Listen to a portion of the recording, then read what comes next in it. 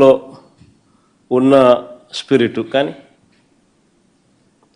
ఆ చిన్నపాటి factory setup ఇది వాళ్ళ డిస్ట్రిబ్యూషన్ నెట్వర్క్, వాళ్ళకు సంబంధించిన షాపులు, వాళ్ళకు సంబంధించిన distribution network, ANR restaurant and bar. ఆ పేరు కూడా బాగా పెట్టారు. ఒక నాగేశ్వరరావు గారి పేరు పెడతారు, ఒకరు ఎన్టీఆర్ గారి పేరు పెడుతున్నారు. కానీ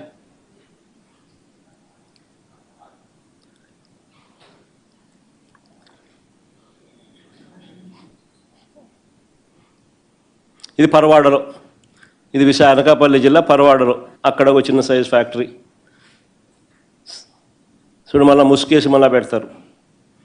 మళ్ళీ ఎక్కడ మనుషులు బయట ఫోటోలు బయటికి రాకూడదు.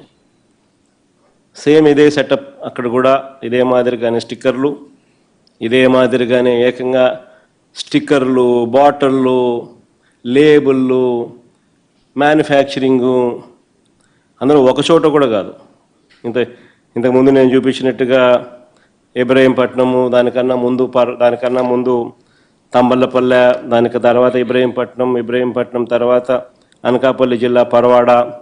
ఇక్కడ పరవాడలో చేస్తూ ఉన్నది ఎవరు అని అంటే నిక్లం నకిలీ మద్యం తయారీలో స్పీకర్ అయ్యన్న పాత్రుడు సన్నిహితుడు రుత్తల రాము. చూడు బాగా ఎంత చక్కగా ఇద్దరు బాగా నవ్వుతున్నారు, స్మార్ట్గా ఉన్నారు ఇద్దరు.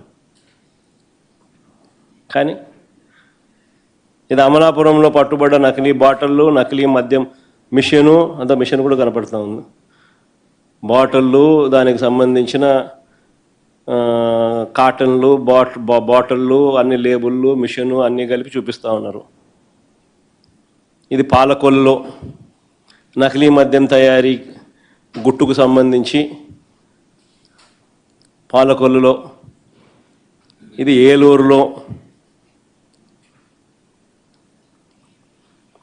ఇది రేపల్లెలో, ఇది నెల్లూరులో,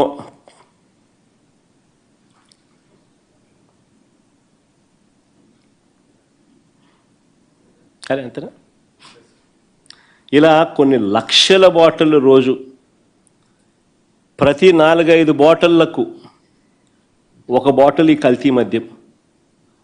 ఈరోజు రాష్ట్ర వ్యాప్తంగా కూడా వీళ్ళ ఇల్లీగల్ షాపుల్లో, లిక్కర్ మాఫియా షాపుల్లో, వాళ్ళ బెల్ట్ షాపుల్లో, వాళ్ళ ఇల్లీగల్ పర్మిట్ రూమ్లలో ప్రతి 4-5 బాటిళ్లకు ఒక బాటిల్ ఈ మాదిరిగా అమ్ముతూ ఉన్నారు. నిజంగా ఏ స్థాయిలో జరుగుతూ ఉన్నది ఇది అని అంటే ఆశ్చర్యం కలిగించే విషయం. ఇది ఇంత ఆర్గనైజ్డ్గా మ్యానుఫ్యాక్చర్ చేయడం, ఆర్గనైజ్డ్గా డిస్ట్రిబ్యూషన్ ఛానల్స్ అన్నీ కూడా ముందుగానే వీళ్ళ కంట్రోల్లోకి తీసుకోవడము, ఆ కంట్రోల్లోకి తీసుకున్న ఆ డిస్ట్రిబ్యూషన్ ఛానళ్ళ ద్వారా దాన్ని మార్కెటింగ్ చేయడం, ఇంత ఆర్గనైజ్డ్గా, మెటిక్యులస్గా ఆర్గనైజ్డ్గా క్రైమ్